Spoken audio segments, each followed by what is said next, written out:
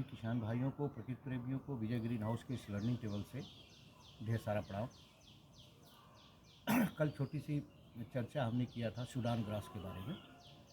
ये Sudan grass ये सन 1904 में सूडान में सबसे पहले इसकी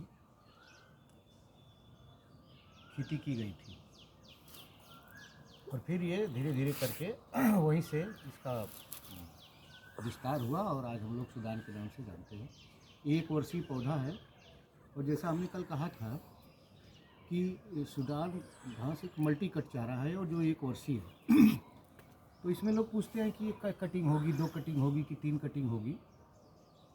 तो इसके जो काटने का तरीका है वो 10 से 12 सेंटीमीटर ऊंचाई से अगर आप काटेंगे तो ये जल्दी जल्दी तैयार होता है।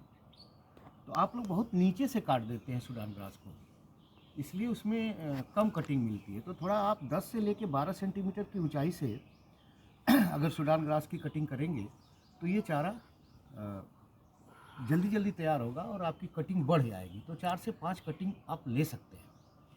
दूसरी बात, इसमें प्रोटीन बहुत होती है। और दूसरी एक चर्चा हमने और किया था कि हाइड्रोसाइनिक एसिड माने HCN एक टॉक्सिन है।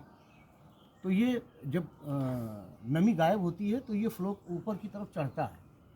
तो आमतौर से देखा जाता है कि घोड़े और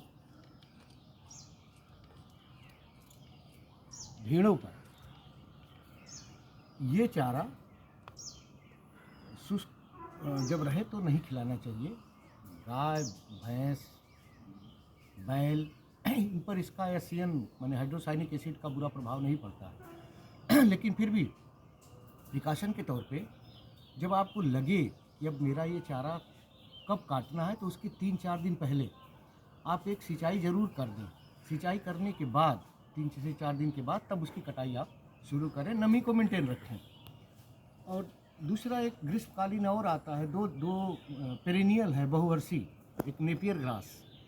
हमारे उत्तर भारत में गन्ने की तरह इसमें बीज नहीं बनते, जैसे गन्ने में नहीं बनते हैं उत्तरी भारत में, और जगह तो बनते हैं, लेकिन उत्तरी भारत में नेपियर ग्रास को आप हाथी घास भी कहते हैं। इसलिए कहते हैं कि जंगली हाथी जो है, जब ये नेपियर ग्रास आप लेते हैं तो इतनी बड़ी बड़ी होती हैं कि उसमें ये छिप जाती हैं।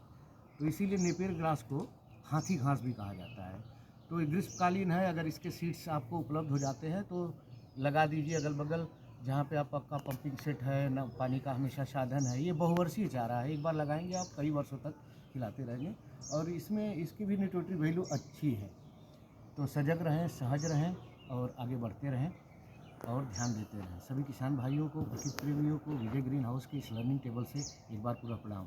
नमस्कार।